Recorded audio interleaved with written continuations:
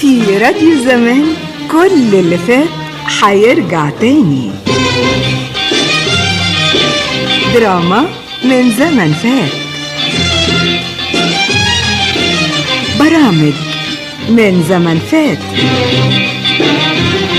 ابقى على بركة الله، احنا نكتب الكتاب الاربع والدخل الخميس اللي جاي. قلت ايه يا حاج خلف؟ في بعد قولك يا حاج مهران، الواد ولدك والبت بتك على بركة الله. على بركة الله. مبروك مبروك يا ابراهيم. الله يبارك فيك يا ابوي، ربنا يتم لك على خير يا ولدي. تهاني هتبقى امانة في رقبتك يا ابراهيم يا ولدي. ما تقلقش يا عم خلف، تهاني هتبقى في عينيا. ربنا يكرمك يا ولدي. لا لا لا ما تقلقش يا خلف، تهاني دي بنتي. تعال يا تهاني، الرجالة مش يا بنتي. اتفقتم على ايه يا ابوي؟ اتفقنا ان كاتب الكتاب الاربع اللي جاي، والخميس الدخله ان شاء الله يا عروسه. يا ابوي ما الحقش ده الشواري، هدايا حاجات كتير ناقصه. خد الفلوس اللي تلزمك وبزياده، وتدلي المركز انت وعمتك خضره، وهات اللي نفسك فيه. تعيش يا ابوي تعيش. طب اقوم اشوف عمتي خضره. السلام عليكم يا خال، كيفك يا تهاني؟ تعال يا بختو. كيفك يا يوسف يا ولدي؟ نحمد على كل حال يا خال. كيفك يا تهاني؟ بخير يا يوسف. عمتي خضره في المنظره؟ هتروح فين يعني؟ هتلاقيها قاعده قدام الفرن تخبز لها شويه عيش. اجي اوصلك. تعيش يا يوسف تعيش، خليك قاعد مع ابوي. فوتكم بعافيه. بعافيه الله يعافيك يا بنتي. خلي بالك من نفسك يا تهاني وما تتجليش على عمتك. حاضر يا ابوي. ايه عامل ايه في الشغل يا ولدي؟ الحمد لله يا خال كله تمام. انا كنت عايز اقول حاجه كده يعني يا خال. قول يا ولدي. محتاج فلوس؟ ربنا يخليك لي يا خال. بس انا كنت عايز اقول. قول يا يوسف انا ابوك يا ولدي. ربنا يديك طولة العمر يا خال. مش انا كنت اولى بتهاني من الغريب؟ براهيم وابوه من بدنتنا، وابوه يبقى واد عم ام تهاني الله يرحمها، يعني في مقام خالها. طول عمره طماع يا خال، من وقت ما كنا عيال كان هيطمع في الكحريت لما نيجي نلعبه.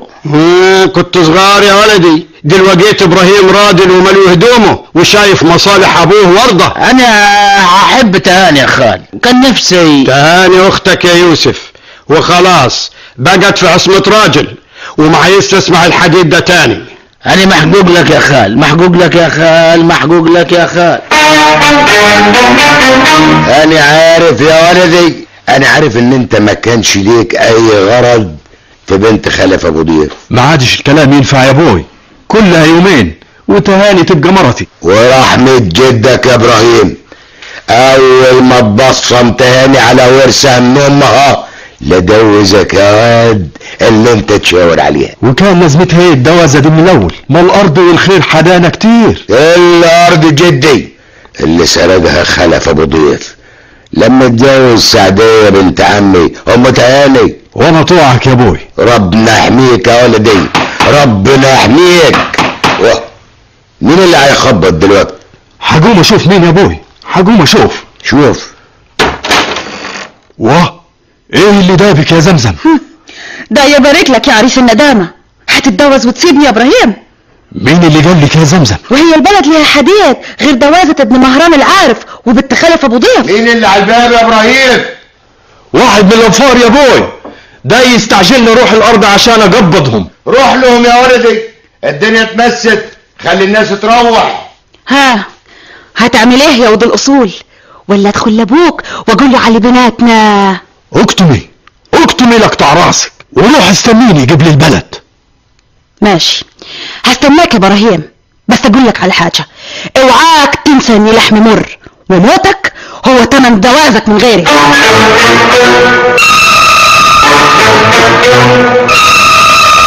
اصل ايه يا خلف؟ ما لقيتش لولدك نسب غير من بنت مهران العارف؟ ومالهم ولد العارف يا فرغل، نازين واصحابات ارض. بس انت خابر اللي بيننا وبينهم ولا عامل نفسك ما خابرش ياك؟ الطار اللي بيناتكم ماليش صالح بيه.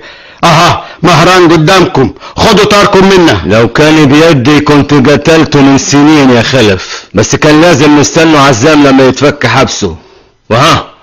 كل ولا سبوعه ويطلع. مالي صالح بيكم، انتوا مع بعض اصطفوا طالما بعيد عن ولدي. شوف يا خلف، طول ما احنا حبايب انت وولدك في امان. ربنا يدوم يا فرقل. ها خير، شقتك غريبة ضيف ايه؟ موضوع ملوش عازه. عبد الغفير قال لي انك نقلت البهايم فلوري، صح الحديد ده؟ صح، اخدت حق يا فرقل. هتقول ايه؟ حقك؟ حقك ايه يا ابو حق انت؟ احنا مش شركة ولا ايه؟ كنا شركة قبل ما تسرقني يا فرقل. ينقطع لسان وعمري اللي يقول عليا حرام يا خلف. مين قال لك اني سرقتك؟ اقول لك يا اخوي، لما يكون حدانا 5 بهايم عشر من 10 وما فيش ليهم ولده، تبقى راحت فين يا شريكي؟ الولده دي حق مراعيتي للبهايم واني اخدتهم. ولا كنت عايز نرعاهم لك كده لوجه الله؟ لا يا فرغل، حقك، وانت اخدت حقك وانا اخدت حقي. معناته ايه الكلام ده؟ معناته انك مالكش حداي بهايم، ودي نهاية الكلام. دي نهاية الكلام؟ ماشي يا ابو عمو، بس من هنا ورايح حرص على نفسك وعلى ولدك يا ابو خالو.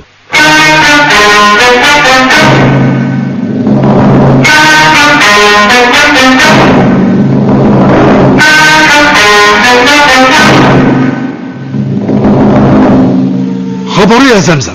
انت اتخوتي؟ تخبطي على دار ابوي؟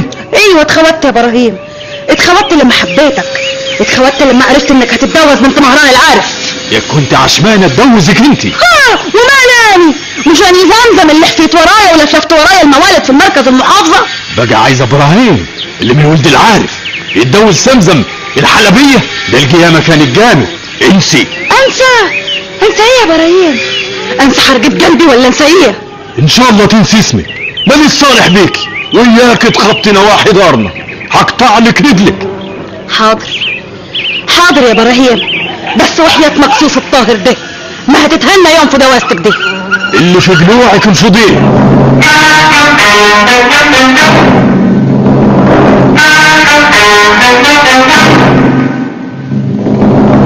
فرحانة يا تهاني؟ الحمد لله يا واد عمتي، عقبالك يا يوسف. هل انت هتحب ابراهيم يا تهاني؟ عيب يا يوسف، عيب الحديد ده. حقك عليا، ما اقصدش يا بنت خالي، انا اقصد يعني انت حاسه ان ابراهيم هيقدر يسعدك؟ ابراهيم واد حلال وهيصوني، والبنت ليها ايه غير راجل يصونها ويحاج عليها. ربنا يسعدك يا بنت خالي ويتمم لك على خير. تعيش يا يوسف، عقبالك يا رب، عقبالك كده لما تلاقي بنت الحلال اللي تريح قلبك وبالك. اشوفك بقى في الفرح يا يوسف. مفيش غيرك اللي تقدر تريح قلبي، وبعدك مفيش فرح يا تهاني.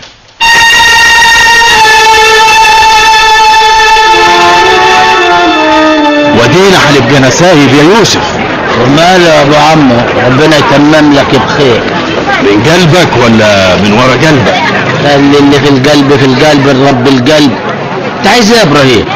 انا قلت اواسيك واقول لك عيب توقف مرتي في الطريق. لسه ما بقتش مرتك يا ابراهيم، وبرضك هي هتفضل بنت خالي طول العمر. معلوم هتفضل بنت خالك، وانا عملت الاصول وواسيتك عشان خدت منيك البنت اللي بتحبها. البيوت ليها حرمتها يا ابراهيم، وعيب الحديث اللي هتقوله ده. وانت هتعرفني العيب يا جري؟ من هنا ورايح مالكش دعوه بتهاني، وياك تتحدد معاها تاني.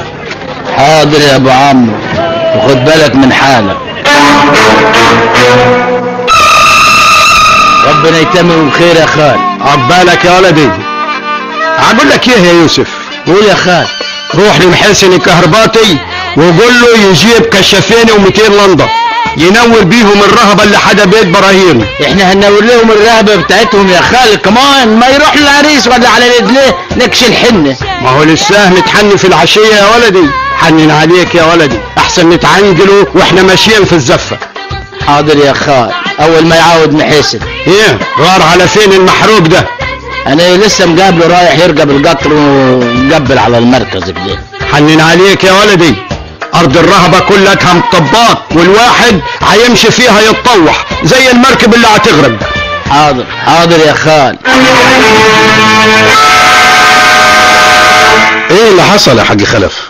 ما عرفش يا سعادة البيه، واحنا ماشيين في الزفة في الرهبة اللي قدام بيت العريس لقيت تهاني بنتي واقعة على الارض وابراهيم جوزها مكفي عليها وهيصرخ. اتاري بنتي اتضربت بالنار يا سعادة البيه. ما شفتش مين اللي ضرب بنتك بالنار يا حاج خلف؟ لا يا سعادة البيه، الرهبة كانت عتمة. طب ما علقتوش نور ليه في الرهبة دي؟ انا قلت الواد اختي يوسف وهو قال لي هيروح للحاسب الكهربائي لما يعاود بالمركز. انت ليك اعداء يا حاج خلف؟ لا يا سعادة البيه، بس مش بنتي اللي كانت مقصودة. امال مين اللي كان مقصود؟ انا يا سعادة البيه، يا ريت الطلقة دي جت في قلبي وكانت بعدت عن بنتي. شد حيلك يا حاج خلف.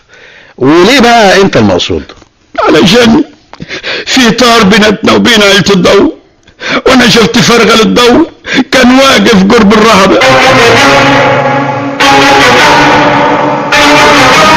ابراهيم، مين اللي قتل عروستك؟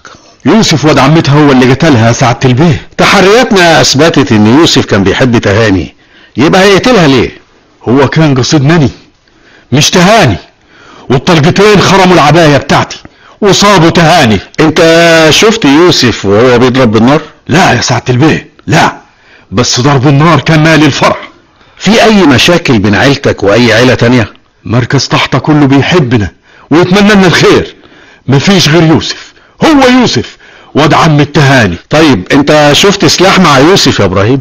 الشهادة لله لا، بس الطبنجة تدارى في السديري. تحرياتنا اثبتت انك كنت تعرف رقاصة في الموالد اسمها زمزم الحلبية، ايه صحة الكلام ده؟ بيني وبينك يا سعادة البيه كنت اعرفها وكانت عايزة تتجوزني، بس دي رقاصة اتجوزها ازاي؟ يعني انت نهيت العلاقة معاها؟ حنين عليك يا سعادة البيه، هتبقى فضيحة لو حد عرف حاجة عن الموضوع ده.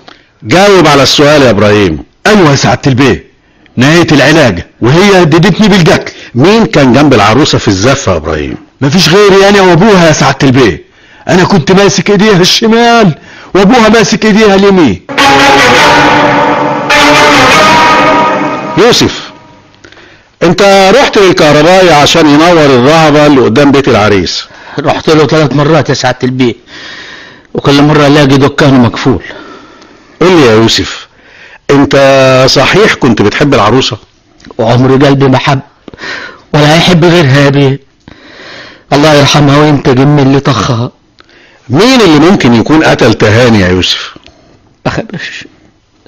ما خبرش يا سعادة البيه، ولو عرفته هجرجشه بسناني. ابراهيم خلف بيتهمك انك انت اللي قتلت تهاني. هل اقتل روحي بيدي؟ يا ريت العيارين كانوا قتلوا والد مهران وسابوا لي تهاني. في مشاكل بين خالك واي حد؟ في طار بين عيلة خالي وبين عيلة الضو يا بيه، وفرغل الضو كان قريب من الزفة. انت شفت مع فرغل الضو سلاح؟ حصل يا سعادة البيه، البندقة بتاعته كانت على كتفه. مين اللي قتل مرات ابنك يا حاج مهران؟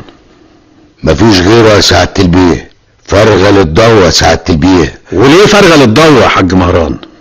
انا اقول لسعادتك يا بيه، من ليلتين فرغل الضو كان احدائي وكعركنا انا وياه وهددني ويقتل ولدي. يعني هو ما كانش يقصد يقتل تهاني؟